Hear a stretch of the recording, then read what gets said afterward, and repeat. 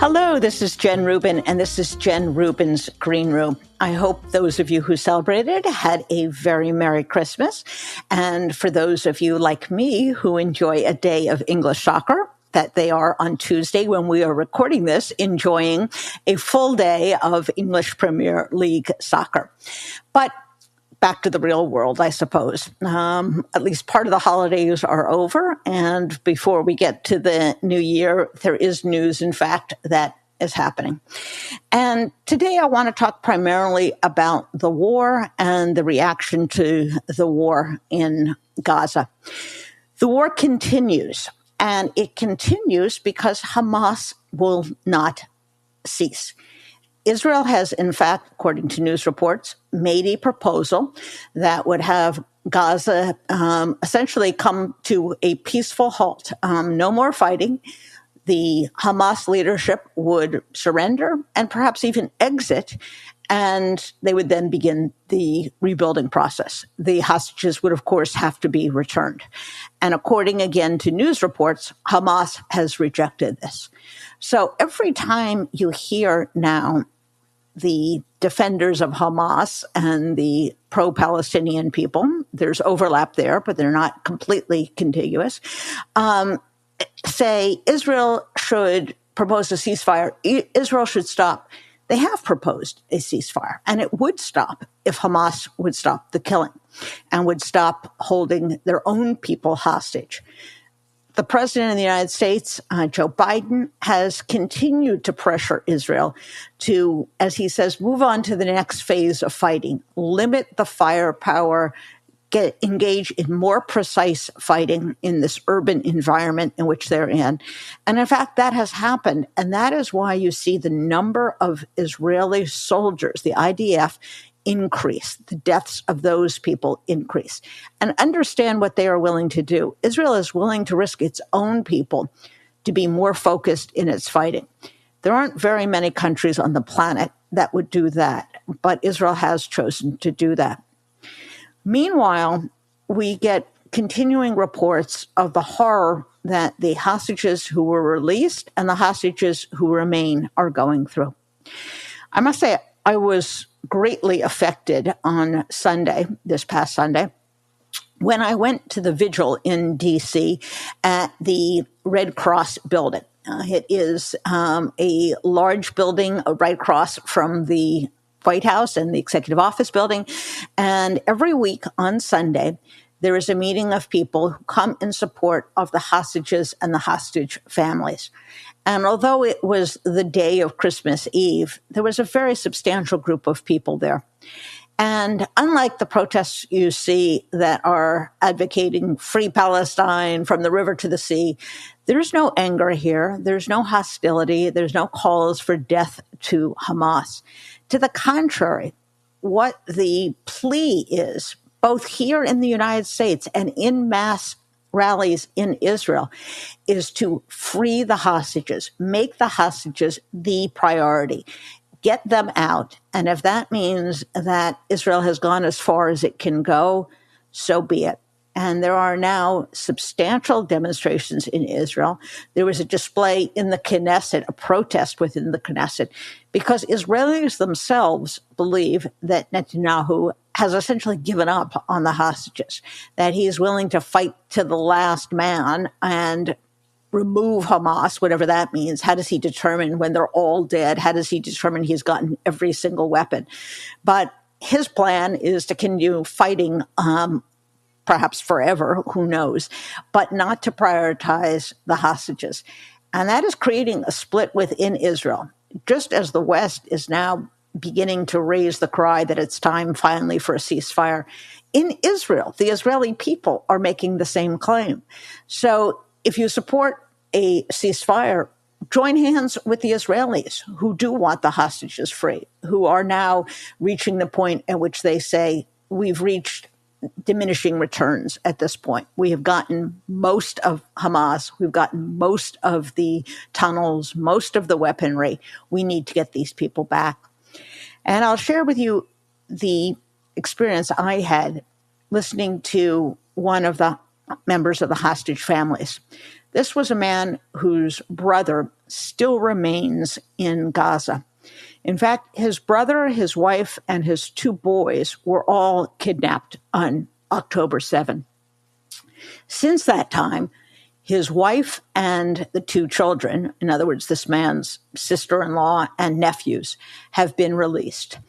And the children tell horror stories. They tell stories about being beaten with sticks, one of them kept by himself, apart from the other hostages, but with a family.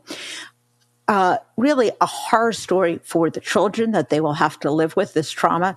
And again, we hear from other hostage families that rape, sexual violence continue as they are being held hostage.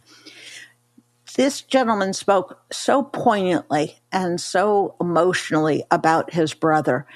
You could see in his eyes this deep sadness, almost a deadness in his eyes, that he is getting to the point where he is nearly without hope. And yet he comes here, he's insistent on keeping his government, our government, focused on the hostages.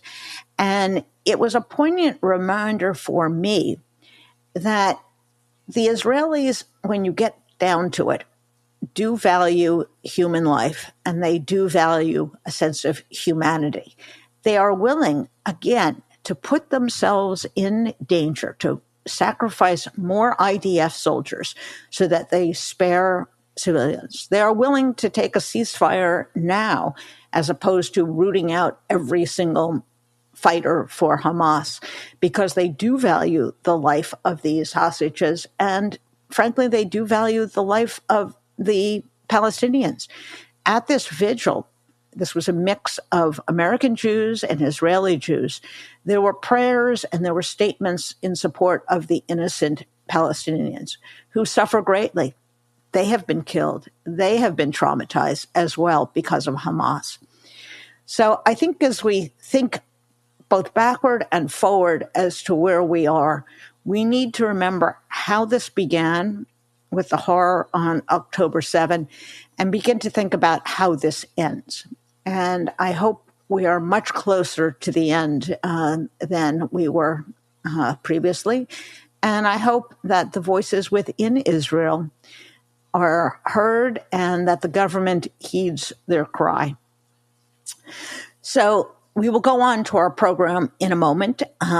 I want to ask you, however, in anticipation of next week, I am going to hold a special session of Jen Rubin's Green Room. We're going to have a Ask Me Anything.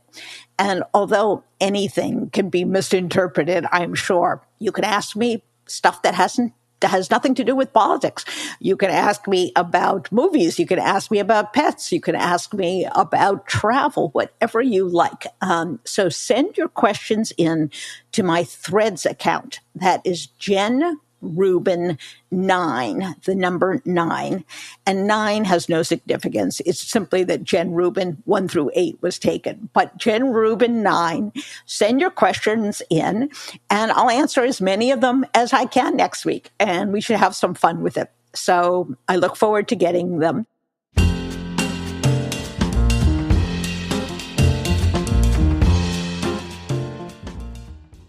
It's not easy being a Jewish American these days, is it?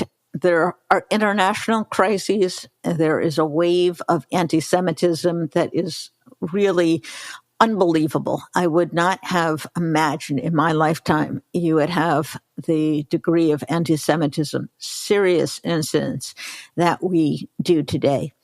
And yet there's also reason for hope. Let's face it.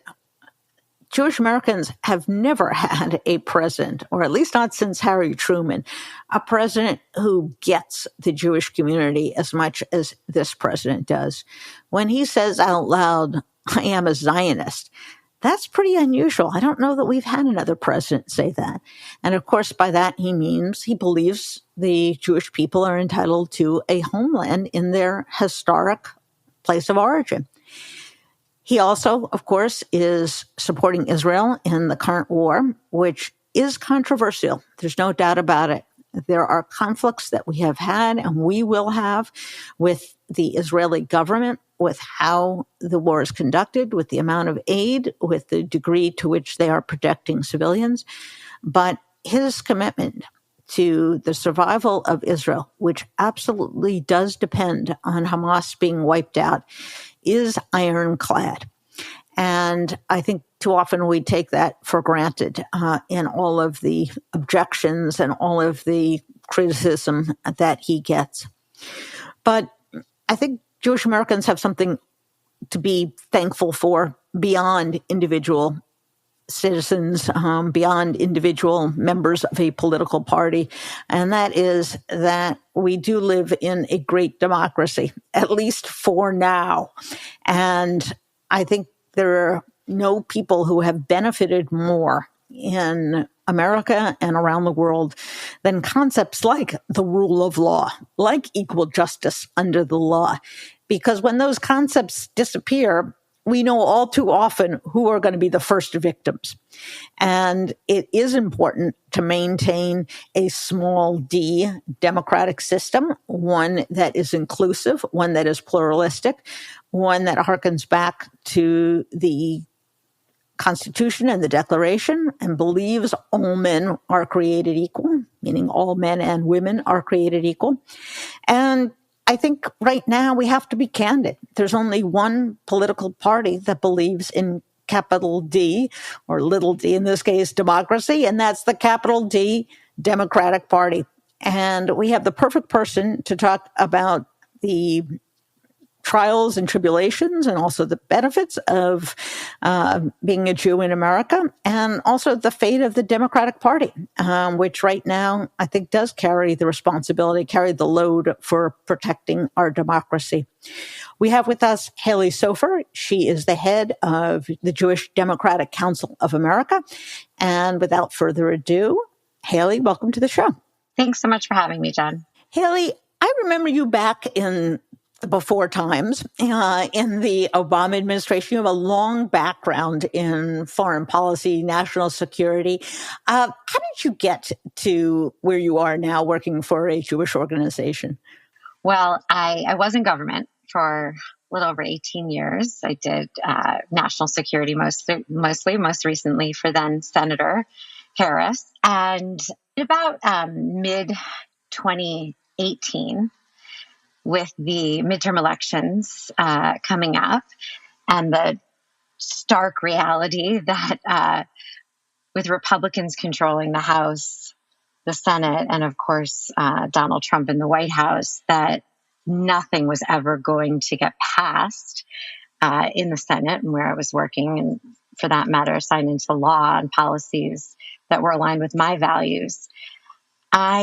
I wanted to try to change the composition of Congress. And my work has always been rooted in my Jewish values. And along came this relatively new organization, the Jewish Democratic Council of America, that combined the two.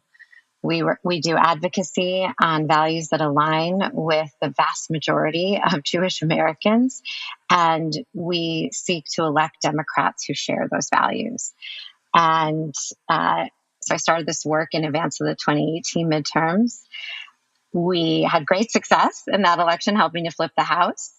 2 years later, success, of course, electing President Biden and Vice President Harris and helping to flip the Senate and increase that Senate majority in 22. So we're at it again in 24. And in the meantime, this organization has grown exponentially, and it's incredibly gratifying because I'm able to do both the policy and the advocacy as well as the political piece of it, which is so essential. You can't have one without the other.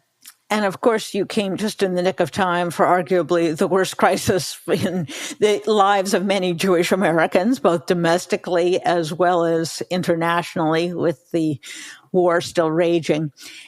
When you talk to Jewish Americans, what emotions are you hearing? Are they scared? Are they disappointed? Are they pessimistic? What do you hear from people associated with your organization, or just as you travel around the country talking to Jewish Americans? I think there's been stages, like stages of grief. We started with complete horror. in the immediate aftermath of October 7th, having never seen a massacre at this scale. Who could have ever imagined that the largest massacre of Jewish people since the Holocaust in one day would even occur in our lifetime? And then to see the support of our president. And I was in the room on October 11th when he spoke to Jewish community leaders and said, not only does he have Israel's back, which has been so apparent, but that he has the backs of the Jewish people. That was incredibly reassuring. And then we saw the rise of anti-Semitism in our country and around the world. And there's been a fear, a real fear. There's been double standards being used. There's false equivalencies being used. And there's a deep concern among Jewish Americans. And this isn't just anecdotal. There was a poll of Jewish voters that was conducted in November by the Jewish Electorate Institute that showed over 90% of Jewish American voters are concerned about the rise of anti-Semitism. Those who track polling know that you can never get numbers in the 90s, nearly unanimous. Everyone polled answered they're concerned about the rise of anti-Semitism. And apart from the moral clarity of our president and of Democratic leaders on this issue, we haven't heard that same kind of leadership elsewhere. Certainly, we haven't heard it on college campuses, in which many have entrusted our children at these schools of, academic excellence. It's been incredibly frightening to see the rise of anti-Semitism. And I do believe that the most important thing that we can do is ensure that those who share our values, whether it's support of Israel or unequivocal condemnation of this rise of hate, are elected in 2024. That's the work we're doing.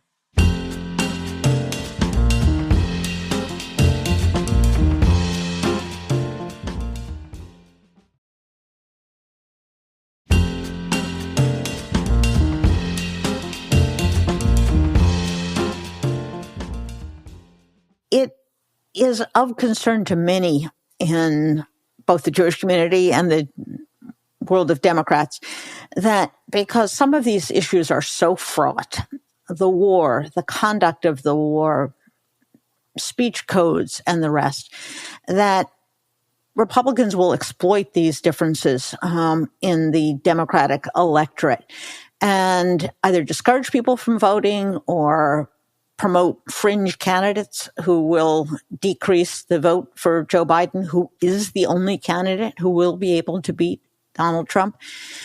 What can Jewish Americans do to make sure that differences, even some profound differences on some policy issues, don't impede the work of reelecting the president and making sure he has a Democratic Congress? This is incredibly important because we do see ongoing concerted Republican efforts to divide Democrats related to Israel, playing politics with Israel's security, frankly, and trying to have a series of kind of gotcha votes.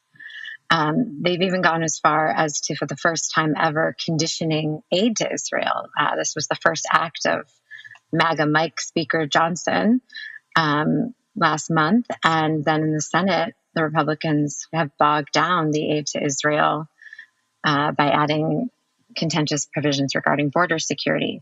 The reality is that Israel needs this aid. It was pledged by the president on October 20th. And if Democrats had their way, it would have passed, along with aid to Ukraine, I should have said, to ensure that we don't ensure victory here for Putin.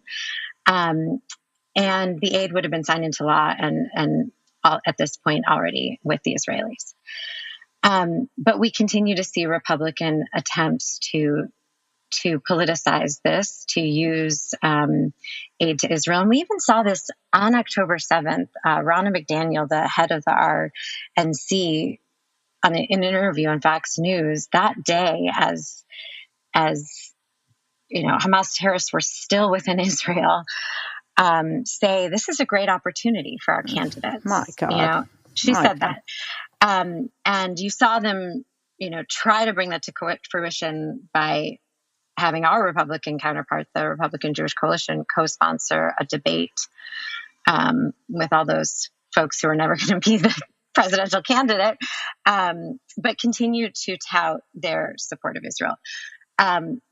However, the problem is that the actual candidate, Donald Trump, in the aftermath of this attack, the same day that Joe Biden sat with Jewish American voters and expressed his staunch and empathetic support for Israelis and Jewish Americans, the same day Donald Trump praised an Iranian proxy, Hezbollah, terrorist organization, and he was mocking Israel. This also took place October 11th. Anti-Semitism in this country didn't start on October 7th. It rose exponentially during the Trump years because we had a president who emboldened dangerous right-wing extremists. He refused to condemn white supremacy on that 2020 presidential debate stage and instead incited extremists. He told the Proud Boys to stand back and stand by, and they heeded his call on January 6th. So there have been incredibly dangerous trends that we've seen in this country that have contributed to the rise of anti-Semitism, the biggest one being that the leader of the Republican Party, who was in the White House for 4 years, emboldened, echoed, and inspired dangerous right-wing extremists. And so we shouldn't equate that in any way with there are voices on the far left with whom, our organization doesn't agree on Israel. They cannot be equated, and this is one of the false equivalencies that's out there, in any way with the danger that Trump and extremists on the right have by allowing anti-Semitism to grow in this country. They've really laid the foundation. And now we actually see a converging of anti-Semitic right-wing extremists and those on the far left Yes. who are showing up to protest, to anti-Israel protests. But the notion that Jews are leaving their political home, the Democratic Party, which, 3/4 of American Jews have aligned with Democrats for decades now, it's just patently false. We haven't seen any evidence of that. And again, we are looking at data. We're looking at polling. The most recent polling in November does not show that. In fact, 74% of Jewish voters indicated their support for Biden's handling of the war. It was actually higher even than those who indicated they were voting for him, which we do have 11 months to work on that. But it just goes to show that Jews stand behind this president in how he's handling this crisis. And he's the leader of our party, and the leadership in the Senate and the House, whether it's Schumer, Jeffries, others, those that are in the positions to be impacting policy regarding Israel, have stood by Israel and its right to self-defense. It also doesn't have to be a binary choice between supporting Israel's security, unequivocally condemning the horror that Hamas perpetrated on October 7th, and of course, wanting to protect innocent Palestinian lives and ensuring that humanitarian assistance gets to Palestinians in Gaza. Does not have to be a binary choice. Democrats understand this. Right. And it was remarkable during the Hanukkah season when President Biden in the White House declared, "I am a Zionist." I don't know that we've ever had a president who has said that, quite frankly. And although the term has been misused and abused, he is essentially saying he believes in the Jewish people's right to a homeland in their historic place of origin. And that is a powerful statement from an American president. So I think for Jewish Americans, although it's a stressful time, they certainly have the right president at the right time in the crisis, and things could be, believe me, they could be far, far worse. I also want to address the natural proclivities of all Americans, not just Jewish Americans, that our leaders are not perfect. We don't get 100% of what we want. We all have differences. And yet, Joe Biden is fond of saying, although he's Catholic, it's a very Jewish thing to say, don't compare me to the Almighty, compare me to the alternative. And I try to keep that in mind when you hear people say, I don't like the way Joe Biden did X. I'm never going to vote for him. I certainly hope that people don't mean that it's sort of a fit of pique that they are experiencing. But as you said, there is 11 months to go. Are you confident that the Democratic Party is going to come together, that if for no other reason than the fear of Donald Trump will be a huge motivator in 2024? I'm hopeful that will happen. We don't want to be overconfident. Perhaps we were too overconfident in 2016, but I am hopeful. And again, the data that we know, what we know about the electorate indicates that will in fact occur if once again it is Joe Biden against Donald Trump, because there could not be a more stark difference between two men or candidates when it comes to their morals, their values, what they represent. This goes beyond Israel, though you can certainly contrast their response to October 7th, and that difference is quite stark.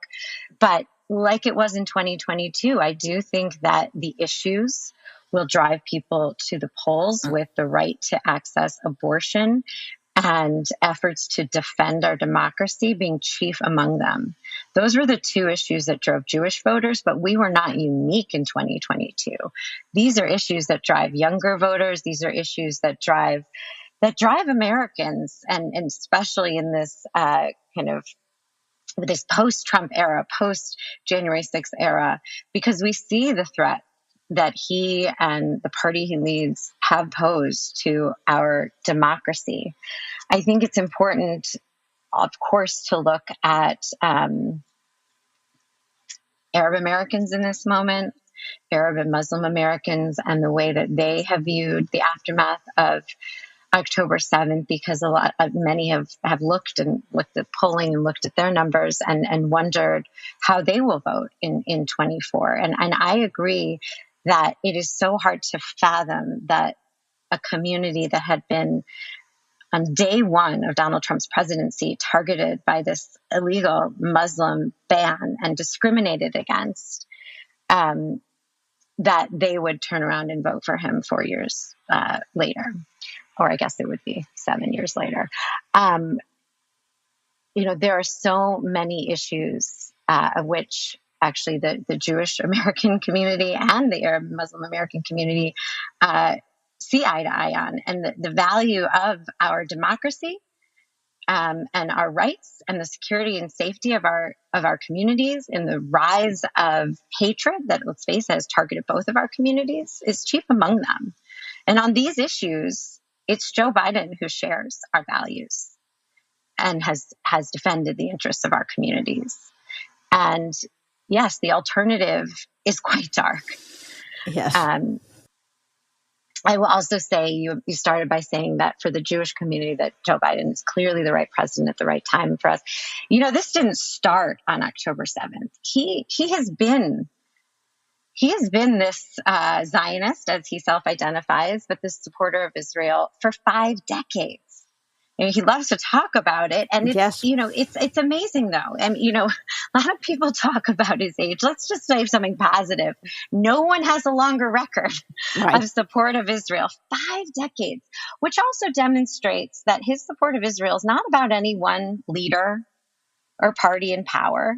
And we saw with Trump the effort to personalize and politicize support of Israel. This is not what this is about for Joe Biden. It's about his commitment and the shared values of our two countries, his commitment to the Israeli people in the aftermath of the Holocaust and the Jewish people, knowing that that country is a safe haven for Jews and shall remain so. So his commitment is deep. It's emotional, and it is not about any one person in power or any one party. And I think sometimes it's easy to get sidetracked. You don't like a particular prime minister or you don't like a particular policy. But I think you're right, Halie, in that what we're talking about is fundamental values. Jewish Americans have always had a rock solid commitment to social justice, to civil rights, to inclusion, to support for the most vulnerable among us, as well as to Israel. And having come this way from the Republican Party, I can tell you it drives them crazy because they say, well, why shouldn't we get a larger share of the Jewish vote? And the answer is because you don't represent their values. And Jews are value voters, to borrow a phrase that our Christian brothers and sisters like to use, that it's the values that matter. My gosh, we learned something during Donald Trump's era. If you vote for someone without a moral compass, who is in this for himself, who is in this to bring some weird, dark vision of America, we're going to be in a heck of a lot of trouble, and Jews will be the first ones to suffer. So I think it confounds them, but the answer is pretty simple. It's in the values that make it. But I do want to ask you about Vice President Harris, since you work with her. All vice presidents get a lot of flack, and I think she's gotten a disproportionate share, given the fact she's a first in many ways. But you've gotten to see her in the foreign policy realm, and I'm sure had many discussions about Israel and the Middle East. Give me a little bit of a sense about how she looks at the world, how she looks at Israel.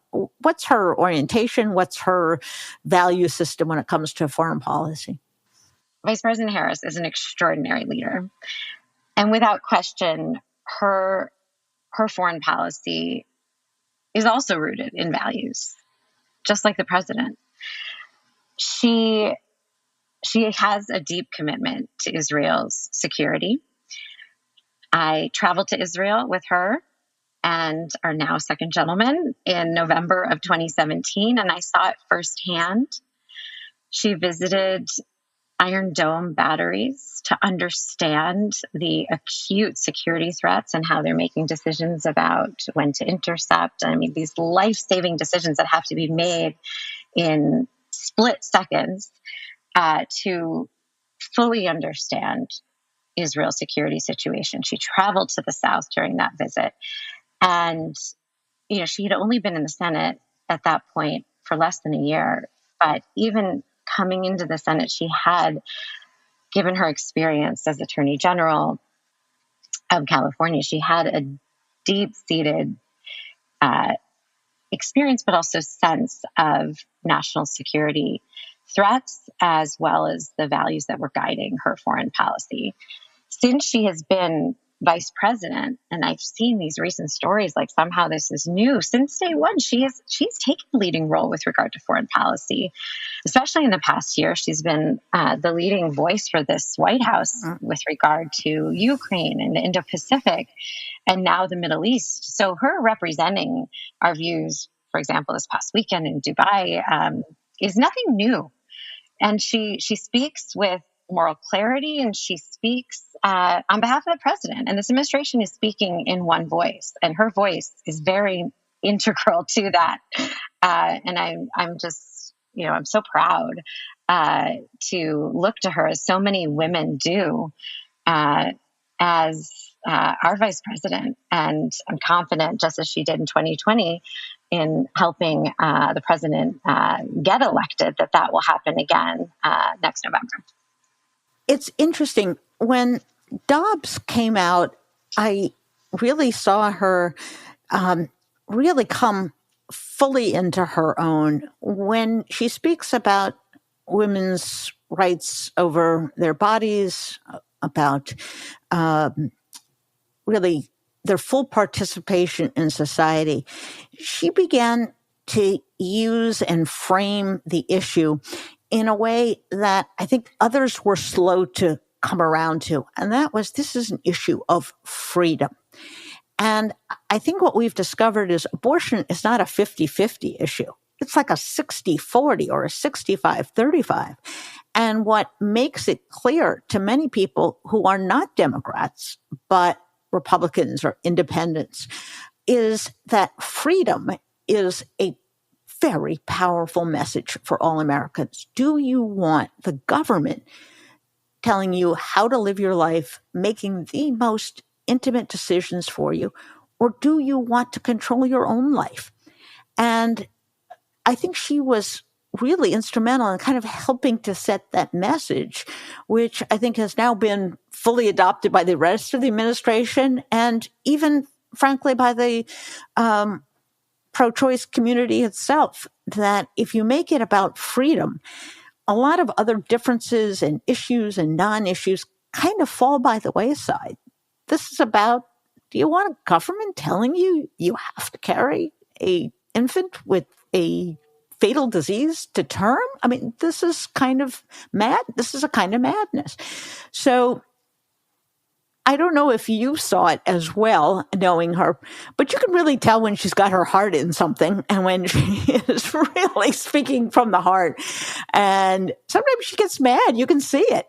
You can see her anger at some of these other, as she says, so-called leaders, which is one of her little phrases, when talking about an issue like abortion.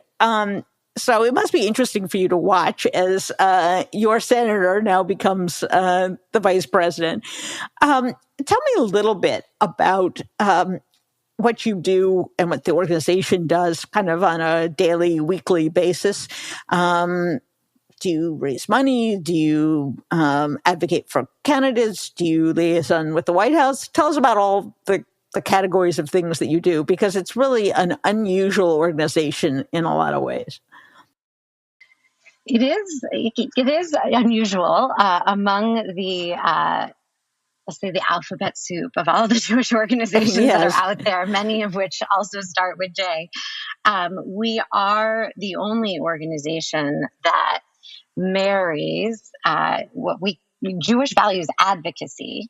So it's not just support of Israel. Of course, it includes our support of Israel, but also advocacy on other issues that we know are critically important to Jewish voters. So again, defense of our democracy, defense of our rights, including bodily autonomy, abortion access, ensuring that the government will take steps to end the epidemic of gun violence, combating climate change, combating anti-Semitism and the rise of hate in this country.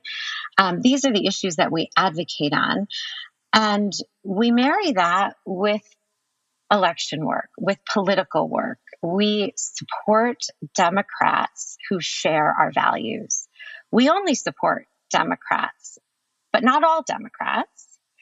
And we are the voice and political home for Jewish voters who share our values. It's not just Democrats. That while we see the largest segment of the Jewish electorate align with Democrats, the fastest growing segment are actually younger voters who don't necessarily identify with either party, independent or nonpartisan voters.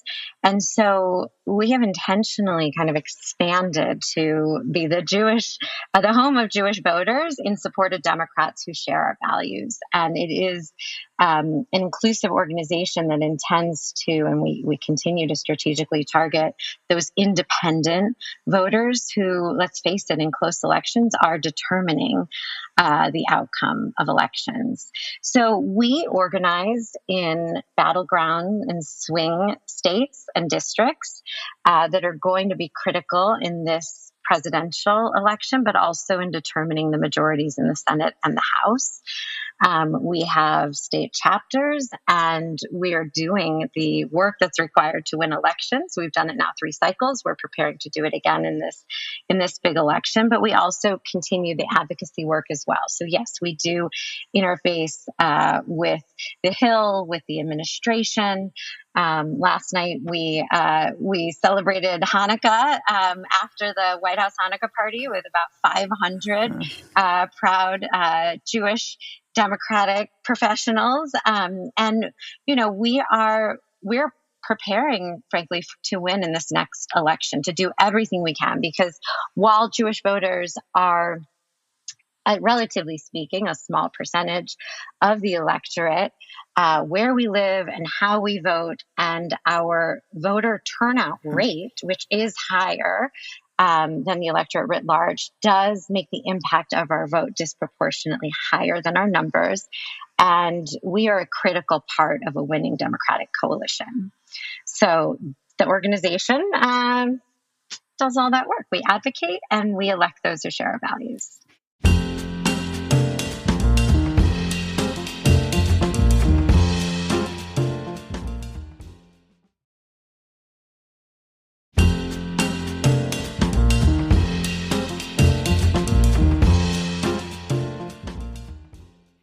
I want to talk in our final minutes a little bit about younger voters. They have proved to be so critical.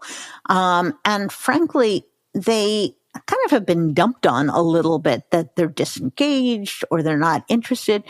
But we've now had not only a presidential election, but 2 midterm elections in which young voters turned out in pretty strong numbers.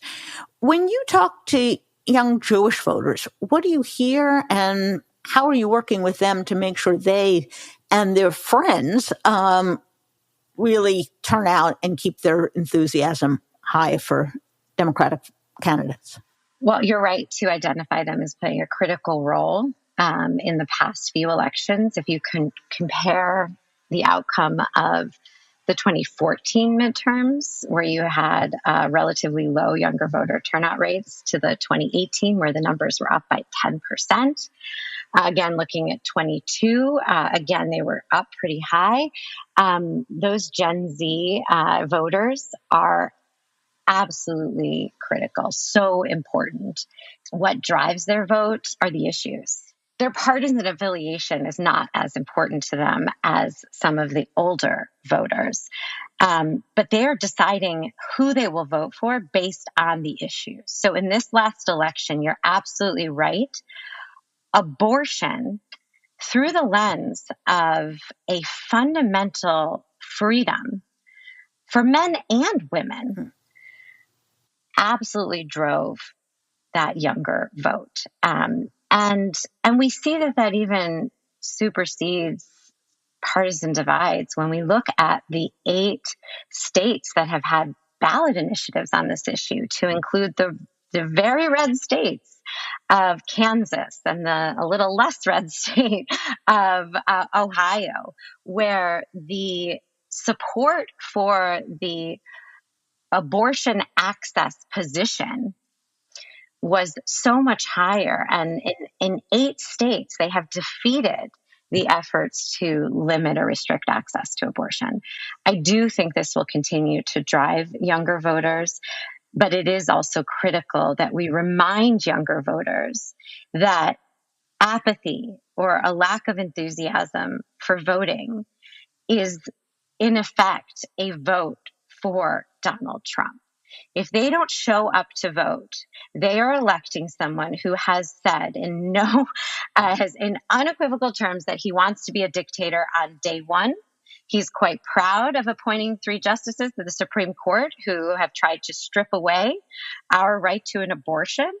And I do fear that people don't understand the danger of apathy. They must vote. And to stay home again is an effective vote for Donald Trump. So I do hope that that folks will show up next November, and we're going to do everything we can to ensure that's the case. So what do you tell your members as some positive action items? What do you suggest they do, and how can they contribute to Democratic victories? Well, there are many ways to help elect candidates. Of course, one of them is to support our organization, support the candidates financially, but it's absolutely not the only way. Direct voter-to-voter contact is very important, especially if we're talking about persuading less reliable voters or those voters that have not yet determined how they will vote. And let's face it, most voters have not yet. They will make their final decisions about who they'll vote for sometime next year. Here we are in December of 23. There's still a lot of people that have not decided how they will vote. So getting that information to voters is most effective through direct voter-to-voter contact. How is that done? Through phone banking, through text banking, through canvassing. And that work is quite labor-intensive. It requires a lot of volunteers. And that's where our grassroots political organizing efforts come in. We have state chapters that people can and should please join us and be a part of. And those chapters are doing a lot of this work to ensure that not only that the candidates who share our values are elected, but also they are doing advocacy work as well to advocate on the issues that we care about with those whom we've elected in past elections. So state chapters through JDC is a great way to get involved, and I encourage everyone to do that. And you can also visit our website, jewishdems.org, to get more involved. We also have advocacy items where people can go and write to their member of Congress. Most recently, we encouraged members of Congress to sign on to a bipartisan letter urging UN women to do something in response, anything, in response to the horrific sexual violence perpetrated by Hamas on October 7th and using rape as a weapon of war. Because let's face it, it was systematic, which makes it a crime against humanity, and the international community's silence, trepidation, equivocation has been horrific. These victims of these crimes have been murdered. They can't speak for themselves, and we must do more to urge the international community to respond. I know you've been a wonderful champion on this issue, Jen, and I appreciate it. And we have action items, including on this issue, calling for the international community to do more. Thank you. Well, I want to leave our listeners on a positive note. Like you, I was at the Stand for Israel March. And I don't know about you, but I have rarely seen a bigger cross-section geographically, age-wise, in sectarian terms of American Jews than I saw that day. From the most Orthodox to the most secular, from really all parts of the country. I don't know. In adversity, there is also a sense of solidarity that sometimes we forget about. Do you see that sense of being there for each other that at least some of us experienced on the mall in Washington, D.C.? I did see it. And it has been now 66 days since October 7th. And I do think, and I've heard that many people who were there felt that that was the one day among these 66 that they felt that solidarity and unity and strength in numbers.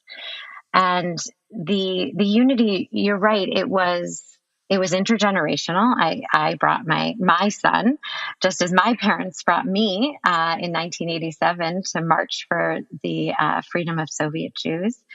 And And it was interdenominational. There were, of course, Orthodox, Reform, conservative, as well as people typically forget this fourth denomination, non-affiliated. Yes, which is the largest, let's actually. not forget them. Yes. It just felt like it was a great coming together from all over the country, but also all aspects of our community, the right, the left, of course, the Republicans, Democrats, and independents among us, standing together in support and solidarity. It was incredibly important. And it did get some attention here in the United States, but from what I understand, it got even more attention in Israel. And that is so important for the Israelis to know that we showed up for them, in support of them in their darkest days. It was also so important to have the incredibly courageous members of the representatives of the families of hostages to speak on behalf of those who, some of whom have been released, but not enough. About 100 have been released, but of course there's still at least 130 or so still in captivity in Gaza. It was important for them to be there as well, and for us all to continue to remember that we must do everything we can to ensure their release, and also for so many of the speakers and those holding signs to be thanking the president, to be thanking President Biden for his staunch support of Israel at this time. It was really an extraordinary day, and when I think of it, it does give me hope. It was a hopeful display of support and solidarity, not just for Israel, but also for each other. And I think Jewish Americans are used to having multiple identities. We're part of a American Jewish community. We're part of an international Jewish community. For Jewish Democrats, they're Democrats as well. They're Americans as well. And I think the ability to build bridges between all of those communities is critical for the Jewish people. It's probably never been more important for the survival of democracy. So thank you, Halie, for what you are doing in defense of all of those values, and good luck with your future efforts. Thank you, Jen, and thanks for your leadership and for giving voice to these critical issues at this time. It's so important.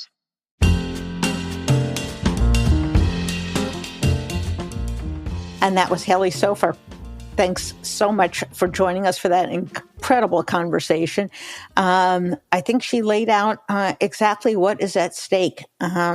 Democracy is not perfect, and America is not perfect, and the Democratic Party is not perfect. But when you look around the world and you look at the threats to democracy and to minorities that have historically been disfavored, you're not going to do much better than the United States of America, and you're not going to do much better than this political party and this president. So I think although there are plenty of traumas and plenty of issues that should raise our concern, I think if you are concerned, whether you're Jewish or not, about civil rights, civil liberties, whether you're concerned about a particular issue like free choice and freedom to choose how women use their bodies, if you're concerned about LGBTQ rights, if you're concerned about the environment, lots of other issues, and you don't have to be Jewish, then I think you should listen to Halie's advice and not lose hope, not give way to fatalism and to despair. Get involved in the election however you want to. And for goodness sakes, make sure you get out and vote. This is all going to be about turnout. For better or worse, we have an electorate that doesn't really change its mind. And it really matters who and how enthusiastically is able to get out the vote. And that's going to be the struggle for next year. So if you enjoyed this program, please tell your friends. They can get Jen Rubin's Green Room on Apple Podcasts, Spotify, or wherever they get their podcasts. Bye-bye.